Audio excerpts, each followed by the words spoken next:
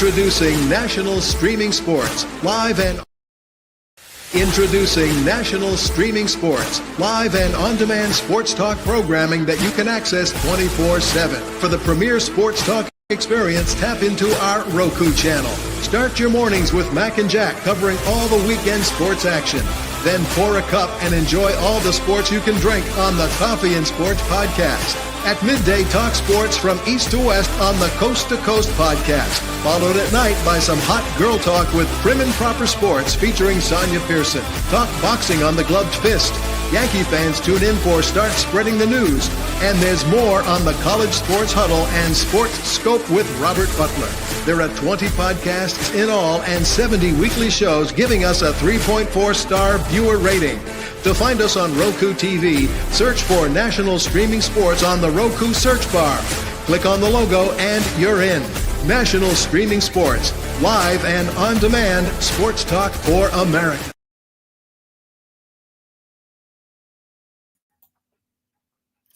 All right, here we are, ladies and gentlemen, the Dr. Sem Yankees show. Today, it's the Dr. Sem book show. We have a very special guest, Jerry Grillo, who wrote this wonderful book called Big Cat. It is the story of Hall of Famer Johnny Mize. But before we get to that, let's make today a great day. And how do you make your day great? Look to the good. There is good all around us. And if you look around and you see the good, how can you not appreciate it? Of course, you need to appreciate it. And then you'll have a great day. But don't stop there. Appreciate the good and then perpetuate it. Send it out to others. Help make their days great as well. And if you can't find anything good, well, then create some of your own. Make a new friend, reach out to someone, do something nice for your neighbor, donate to a charity, donate your time, write a letter to a friend, tell someone you love them. There's a million great ways to do good. So find the good, perpetuate the good, and create the good. Now today, as I mentioned, we have a very special guest. His name is Jerry Grillo. Jerry, how are you? Doing well, Paul. Doing well. Thanks for having me. And I really love that, the message you just gave. Oh, thank you so much. Thank you. There was a little glitch in the beginning there as I was starting with the technology. Number one, the countdown sound, they changed it on me. So it's like a little song or whatever. I liked the other one. It was like dun, dun, dun, dun, dun. But anyway, we've got it all. We're here. We have a very short amount of time. We think sometimes a half hour, no commercials, and, well, how can we possibly fill 30 minutes? But my goodness, it usually goes so quickly. So, Jerry, tell us a little about yourself before we get into the book. Sure thing.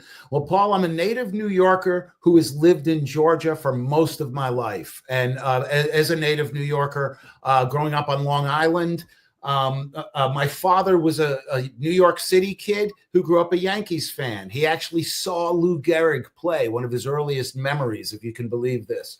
But he grew up in the era of DiMaggio, and then as a young man, Mantle, Berra, Rizzuto. These were his guys. And so this was part of my mythology growing up, right? And that included the years growing up here in Georgia, hearing these stories. And so I'm a Georgia guy, I guess, by choice.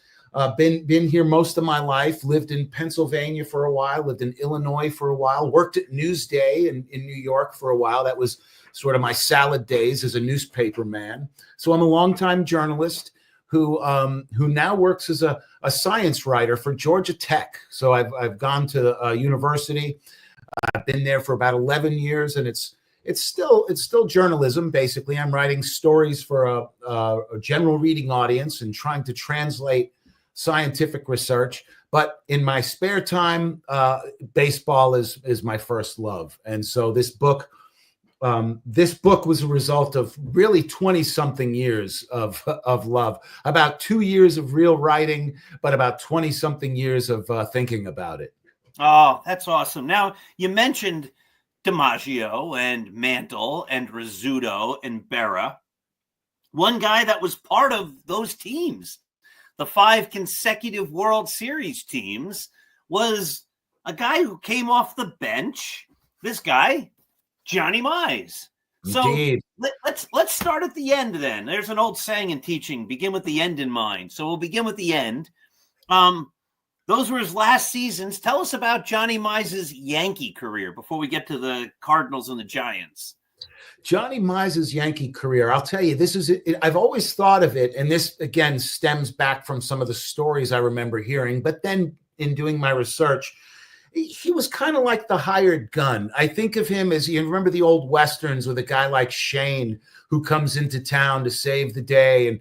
And Mize was kind of this guy with a bat. He was old. He was past his prime as a defensive player, but he knew how to hit. He could read a pitcher. He was an unofficial kind of batting coach, sometimes much to the dismay of some of the other Yankees who kind of told him, keep it to yourself, John. But Casey Stengel loved him. And so he was this part-time player, one of the 12, I think, Yankees, as Rizzuto wrote about the October 12, who played for those 5 teams, and was a key part, a key role player. And he was a role player. He was one of the prototypes of Stengel's, platoon system, a guy who came off the bench and occasionally played first in the early innings, and then Casey would pull him in the late innings and put a defensive replacement in. But Casey knew how to use Mize, and I think Mize really enjoyed it. I think those 5 years with the Yankees may have been his favorite years in baseball. Interesting. Now, Johnny Mize begins his career with the St. Louis Cardinals and then plays 1 year with the Giants. I'm interested for you to share us the story of how he went from the Cardinals to the Giants, because there was no free agency back then. And then, of course, World War II comes, plays for the Giants, and then goes to the Yankees. But tell us a little about his Cardinal and Giant career and all that. That's where he really built his reputation, I think. And when he ultimately made it to the Hall of Fame after a long wait, I think the voters were thinking about those Cardinals and Giants years. He breaks in with the Cardinals after 6 years in the minors. The Cardinals were famously had what they called the chain gang farm system. They were the first to really have this expansive farm system. So Johnny stayed in there till he was 23. He was a known quantity. There were other teams that would like to have had him, but the Cardinals kept him, and he finally breaks in 36 and has a tremendous rookie year, the same year as DiMaggio. They both come in 36. Joe D, of course, with the Yankees in the American League, and Johnny over in the National League, and they both have tremendous rookie seasons. They're both among the best rookies in their respective leagues. And so Johnny hits the ground running and establishes a reputation as probably the best left-handed hitter in the National League pretty quickly.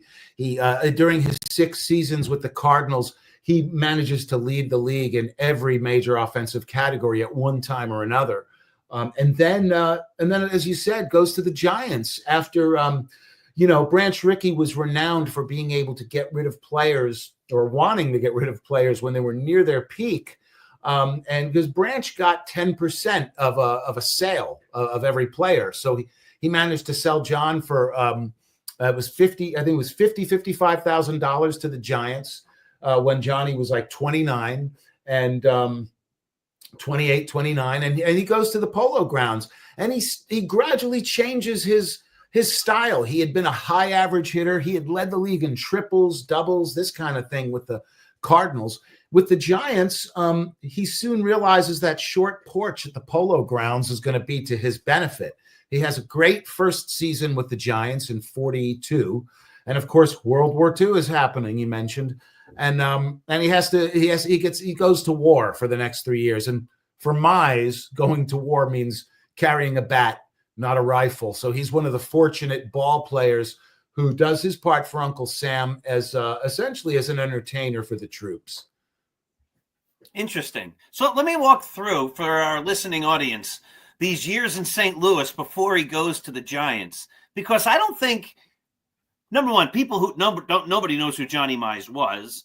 People who are Yankee fans who know who he was know that he was this pinch hitter guy who hit some home runs. I don't think most people know how great of a hitter he was. Listen to these years. You were mentioning his rookie year was as good as DiMaggio, etc. He had batted 329 his first year with 19 homers. Then he hits 364 with 5 home runs. Then he hits 337 with 27 home runs. He hits 349 with 28 home runs, led the league in batting average and homers. Then the next year he hits 314 with 43 homers and 137 runs batted in, leads the league in home runs and RBIs. His triples, you mentioned, in 38, he has 16. In 39, he has 14. In 40, he has 13. The next year, he leads the league in doubles. 2 years, he led the league in WAR, even though they didn't have that statistic, et cetera. I mean, these are just monster years. And then, as you say, he missed the 3 years with the WAR. And then he comes back after his first year back. He only plays in 101 games in 46. The next year, he hits 51 homers. It's, I think that 47 year might be, to me, that's his masterpiece. I mean, those first few years with the Cardinals, it's hard to pick one because they were all great years. Those numbers still jump out at you. And one of the interesting records that he set as a rookie, he tied the record for most intentional walks received as a rookie. And then he broke his own record a few years later. It has since been smashed. I think Barry Bonds crushed it, among others, but Mize held it for a little while. But then you mentioned he comes back in 46. He plays in 101 games because he's hurt. He hurts himself hustling, and it sort of changes the trajectory of his career. Those injuries really change the last few years of his career. But in 47, he has a ridiculous season: 51 homers and only 42 strikeouts. Nobody's ever hit more than 50, struck out less than 50. It'll never happen again. He hits over 300, drives in 138, I think. It's a nutty year. And even the Babe is rooting for him. But him and Ralph Kiner, finished with 51 each. It's a ridiculous season. The country is just still healing after World War II. Jackie Robinson breaks the color barrier. I mean, 47 may be the best season in the 20th century for baseball because you've got a classic Dodgers-Yankees series at the end of the year. I mean, everything happens. And so, and Mize is at the center of this, and he's a relatively old man, by now. He's in his early 30s. And then 48, he almost does the same thing. Him and Kiner again in a dead heat, hitting 40 home runs each. Once again, Mize striking out like 30-something times. He just didn't strike out. So ridiculous numbers for this man. It leads me to wonder what he would have done if he didn't miss those 3 years. I think anybody who's looked at his career and the career of a lot of these guys, Ted Williams, guys who missed a lot of time, Mize easily would have hit 400, maybe close to 500 homers. His runs batted in numbers would have been around 1,800, some ridiculous numbers for the career if he had not missed those years. But he did his part. He entertained a lot of sailors who came to see him play in Hawaii and Chicago, and then in Tinian, closer to the front. But yeah, he had those remarkable years for the Giants. Really remarkable years following the war. And then, of course, Leo DeRocher becomes manager of the Giants, and the writing is on the wall for Johnny. And Yankee Stadium is in his very near future. And then he goes to the Yanks and has those last numbers of years. Again, like those Yankee numbers aren't great. In 49, he hits 261. That, of course, after coming over from the Giants. In 50, it's 277, knocks out 25 homers. Then he hits 259 with 10 homers, 263 with 4 homers, 250 in his final season with just 4 home runs. But those numbers belie, as you mentioned before, what he meant to the team and the role he played sort of as a coach, the veteran leader, as somebody that, everybody could turn to. He fills in. But those numbers aren't eye-popping. So a Yankee fan looking at his Yankee career wouldn't realize what a great player he was before he got there. Interesting, too, that 1950 season, it's weird. I've been thinking about that ridiculous season lately because if you look at that, he hits 25 homers, and I think he does it in like 290 at-bats. I mean, He's a semi-regular that year, maybe his last year as sort of a semi-regular at first base. And he just puts up ridiculous numbers. He's among the team leaders in home runs. In fact, he has almost as many runs batted in as he has hits that year. It's almost equal. 76 hits, 72 ribbies. Yeah, just ridiculous. And what happens is after that, it's his timing. Like he hits. The interesting thing is Casey knew exactly when to use the man, like when he could get it. Because at this point in his life, Johnny wasn't hitting a lot of home runs to the opposite field like he did as a Cardinal. But he did hit a lot of singles and doubles to the opposite field, mainly singles. So he would come up with these big hits at opportune times. He may bat 260, but it's when he got those pinch hits. Even in his last year, 53, he finished, I think, one pinch hit shy of the league record for most pinch hits in a season. So his timing was always right on. One of the interesting statistics for me was in, I think it was 52. He hit 4 home runs all year. He hit 3 in the World Series against the Dodgers and wins the MVP for the World Series, or what passed for the MVP award at that time, the Babe Ruth Award. So he was a guy that was sorely missed when he left too. One of Casey Stengel's last quotes about Mize's last year was, that guy made this clubhouse a happy place to be more times than I can remember. Nice. And the Yankees, of course, in 54 don't win the World Series. So, I mean, they won a billion games. It was just the Indians won a lot more, or a handful more, but they didn't have Mize, and they didn't win the World Series. So Johnny Mize was known, and that's the title of your book, as the Big Cat. Where did that come from? The Big Cat, there's a couple of interesting stories about that. It's weird. He always maintained that he first got the nickname as a Cardinal. And apparently the infielders were throwing some terrible throws to first base, and he was having to pick them out of the dirt. And one of the infielders said, "John, you look like a big cat over there, the way, the graceful way you're playing first." And this would have been around 1940. The other story I heard, it was more of a joke. Actually, I got this from the horse's mouth. I interviewed a man named Buddy Blattner back around 2000, 2001. Buddy has since passed away, but Buddy was a longtime announcer for Major League Baseball, was on national broadcasts for a while, but he was a teammate with Johnny Mize. And he maintained that it was a teasing nickname. They called him a big cat because he was sort of slow, and he was lying out there in the sun just like a big cat, languid like a big cat. And then I heard another story that it was more of a mocking nickname, that he was plodding in the mud like a big cat. And so there are several stories. My favorite is Stan Musial's, which said, if you ever saw Mize in a batter's box when somebody threw chin music, he would gracefully back out of the way, and then he'd back in. He never lost his feet. He just sort of easily moved out of the way of an inside pitch, as graceful as a big cat. So I always loved Musial's explanation the best. So there are a few reasons, but that was his favorite nickname, and that's the one that wound up on his Hall of Fame plaque. Absolutely. And you mentioned the Hall of Fame. I remember 1981. That's when he got in. Why did it take so long for Johnny? Let me take one step back here real quickly, because you mentioned he might have hit 500 home runs.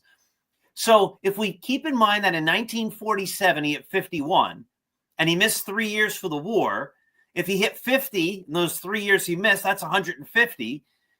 And he retired with 359 homers. So it's not a stretch to say that he would have come close to 500 home runs. So why did it take him so long to get in the Hall of Fame? That's the $1 million question. I think there are a number of reasons.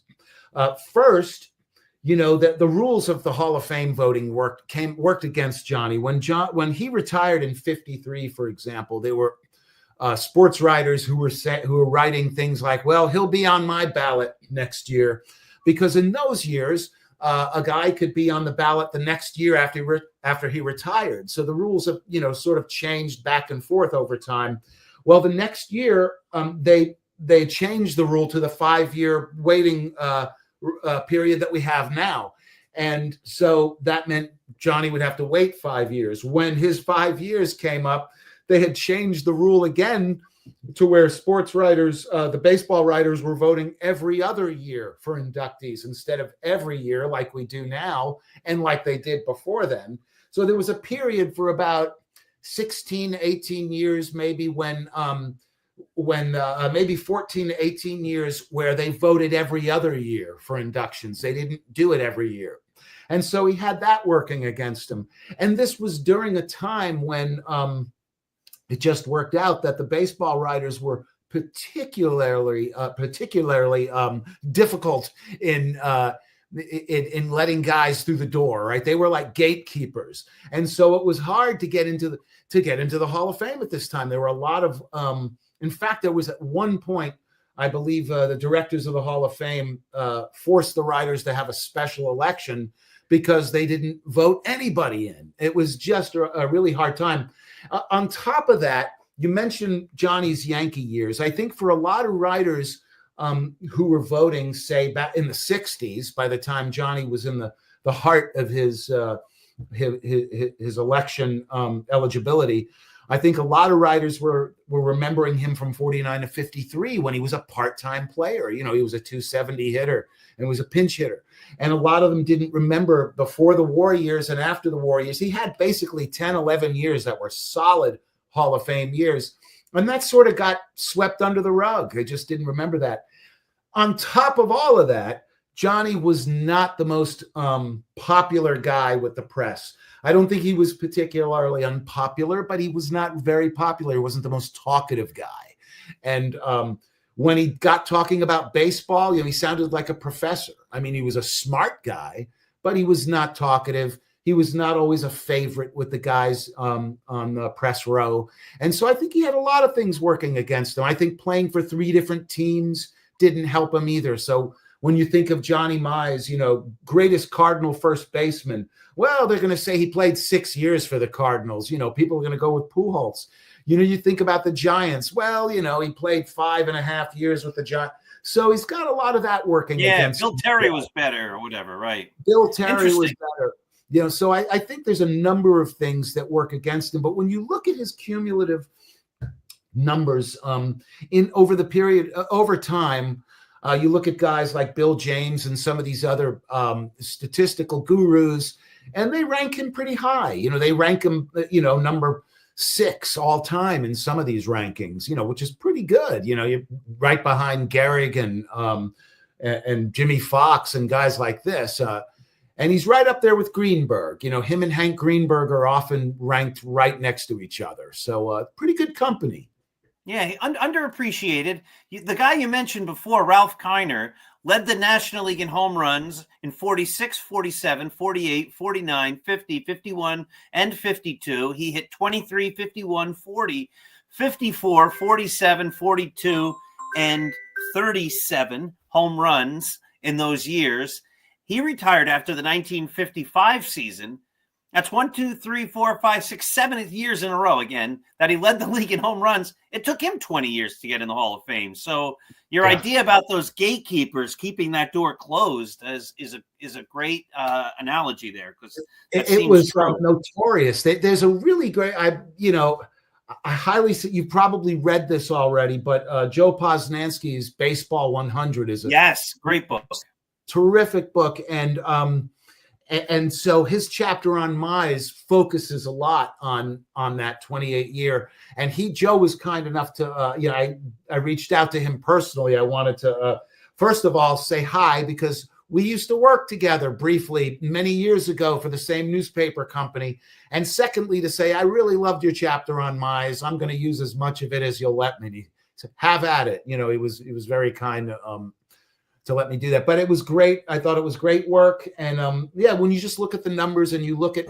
who was getting into the Hall of Fame back then, it was difficult. Even Yogi Berra, I think, didn't get in on first ballot, which is insane. How does Yogi Berra not get in after 5 years and unanimous? You know, I mean, if that matters, I think they make a big deal about that now. Nobody's unanimous. But 5 years, Berra should have gotten in. Yes, no doubt about that. So, like I said, these things go far too quickly. We're already almost at 26 minutes. So let me ask you, I wish we had a lot more time. Let me ask you if you have any other things in the works that you're allowed to talk about. Are you have any other books coming? Well, a couple of first thing I'll mention that there is soon going to be a documentary called Big Cat, it's going to be Big Cat of Georgia. That's the working title, based in large part on my book and the story behind the book, but also it will include some other kind of cool Atlanta baseball history, including a great Negro League player from Atlanta who was also a first baseman, and we'll be able to look at sort of these parallel lives, if you will. And it's a great Atlanta filmmaker, Hal Jacobs, who reached out to me a few months ago. He had read the book and loved it.